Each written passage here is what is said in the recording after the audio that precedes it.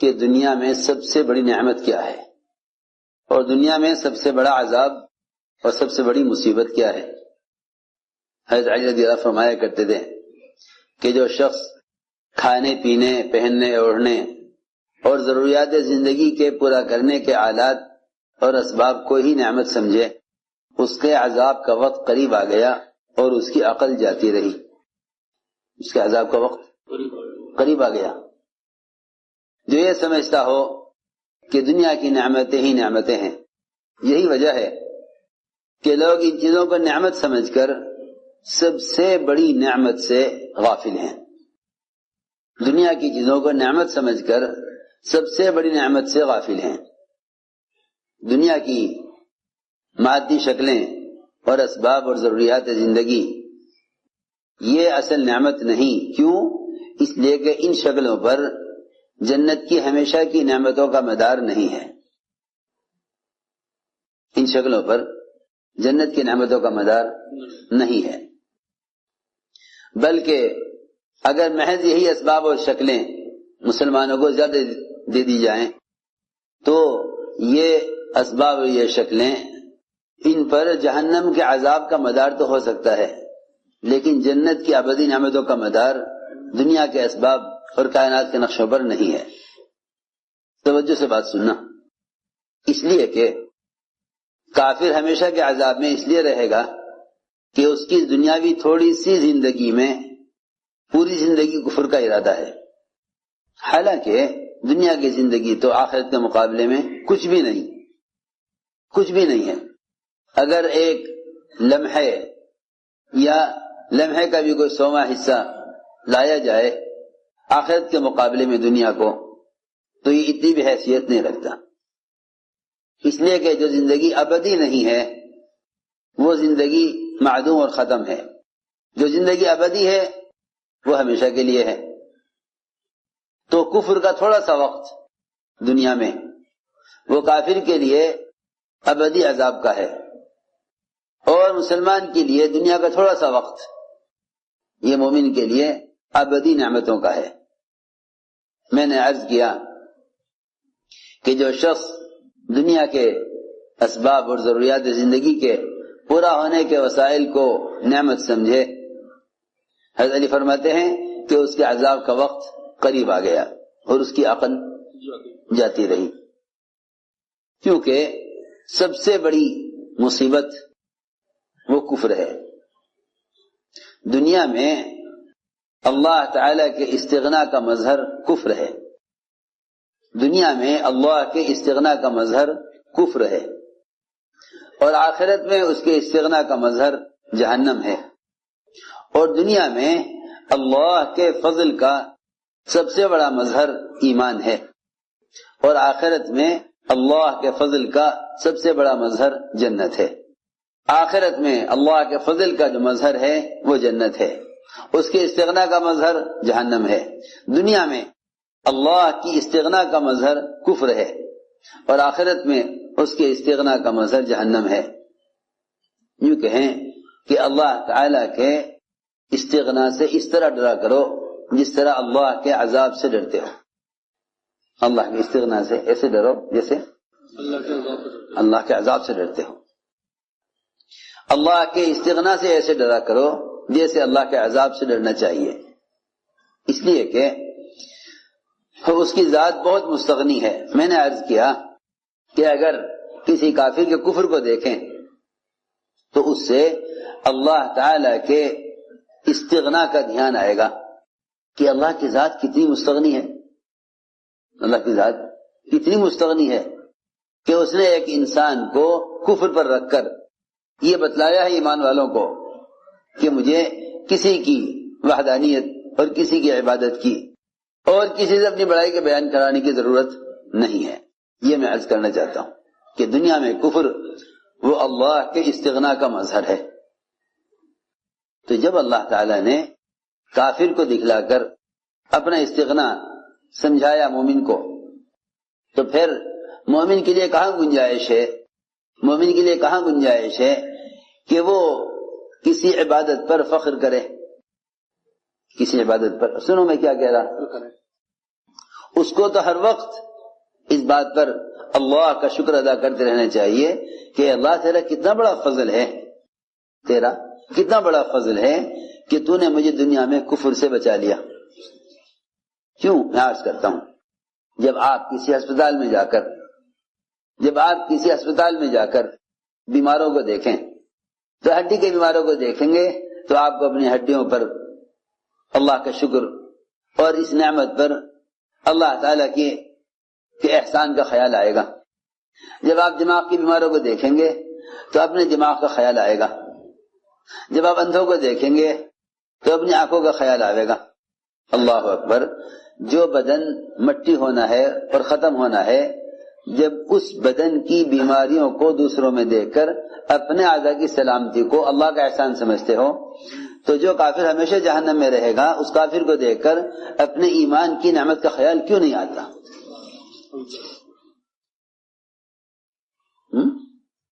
میں حیران ہوں کہ اس زمانے میں پڑھے لکھے کیا عوام سب مسلمان ایمان کی نعمت سے غافل ہیں۔ وہی سمجھتے ہیں یہ تو ایک ہماری پیدائشی چیز ہے، حالانکہ آپ دیکھ رہے ہیں کہ یہودی، نصرانی، مشرک اور کافر ہر مذہب کے گھر میں بچے پیدا ہو رہے ہیں، ان کے پیدا کرنے والے، ان کو جننے والے، وہ انہیں اپنے اپنے مذہب کی تعلیم دے رہے ہیں۔ سوچنے کی بات ہے۔ اس لیے میں نے عرض کیا کہ جو شخص دنیا کی نعمتوں کو نعمت سمجھے اس کی عقل جاتی رہی، اس کے عذاب کا وقت قریب آ گیا۔ سب سے بڑی نعمت نعمت اسلام ہے۔ اس لیے کہا گیا الحمدللہ علی نعمت الاسلام، کہ اس زمانے میں مسلمان غیروں کی طرح صرف دنیا کی نعمتوں کو نعمت سمجھتا ہے، نہ دنیا کی نعمت کو نعمت سمجھتا ہے۔ اس لیے فرمایا لئن شکرتم لازیدنکم، اگر تم نے شکر کیا تو ہم نعمت کو بڑھائیں گے، اور اگر تم نے ناقدری کی تو ہم تم سے اس نعمت کو چھین لیں گے۔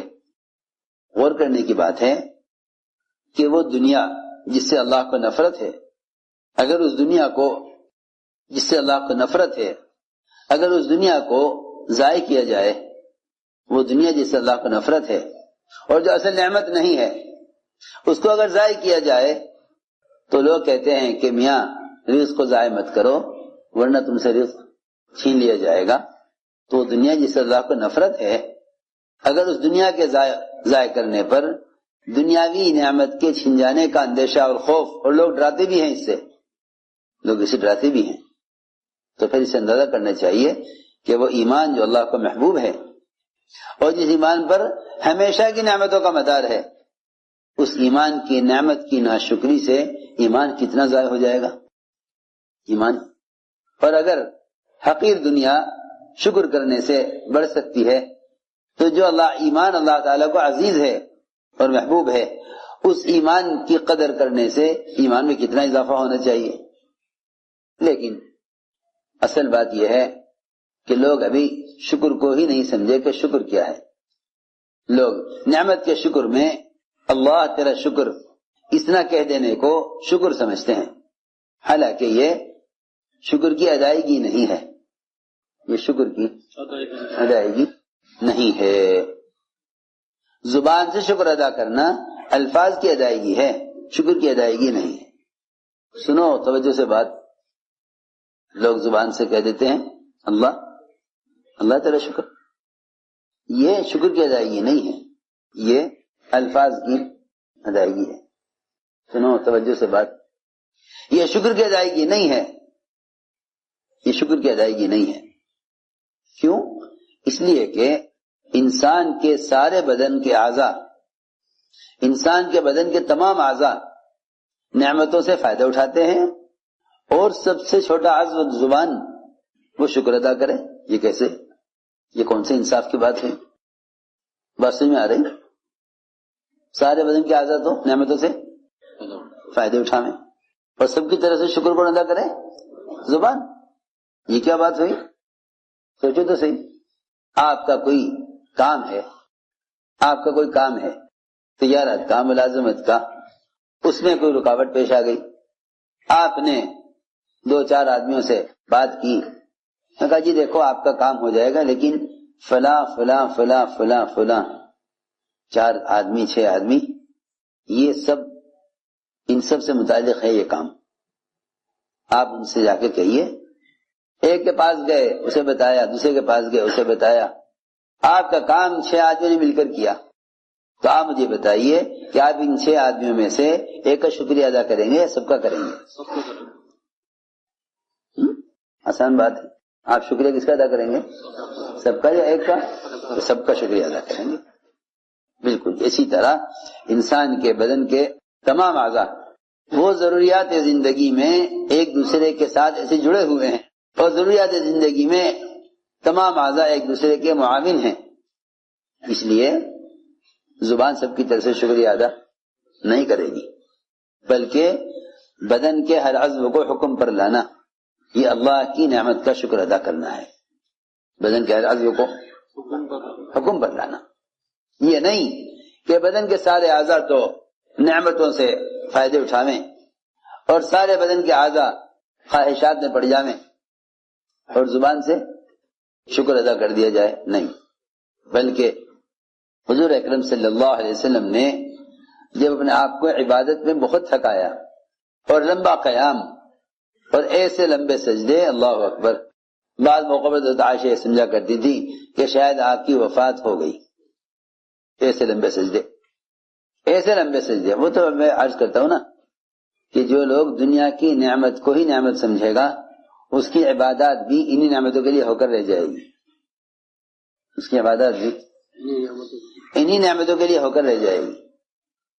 جو دنیا کی نعمت کو نعمت سمجھے گا اس کی ساری عبادات بھی اسی نعمت کے لیے ہو کر رہ جائے گی۔ اگر کسی آدمی کو عمر قید کی سزا سنا دی جائے، کسی کو عمر قید کی سزا سنا دی جائے اور پھر جج اپنا فیصلہ بدل کر اس آدمی کو رہا کر دے، تو بتاؤ اس کے لیے اس سے بڑی کوئی نعمت ہے کہ عمر قید سنا دی گئی تھی پھر آزاد کر دیا؟ بتاؤ اس سے بڑی کوئی نعمت ہے؟ جس وقت اس کو عمر قید کی سزا سنائی گئی اس وقت اس کو کوئی چیز اچھی لگتی ہوگی دنیا کی؟ کچھ بھی نہیں ہے، زندگی بھر جیل میں رہنا ہے، بیوی بچے مکان دل لگی کے سامان سب اس کے نظر میں بے حیثیت ہو جائیں گے، ہر چیز کی لذت ہر چیز کا مزہ فوراً ختم ہو جائے گا۔ بس اسی لیے عرض کر رہا کہ سب سے بڑی نعمت نعمت ایمان ہے، سب سے بڑی نعمت نعمت ایمان ہے، سب سے بڑی نعمت نعمت ایمان ہے۔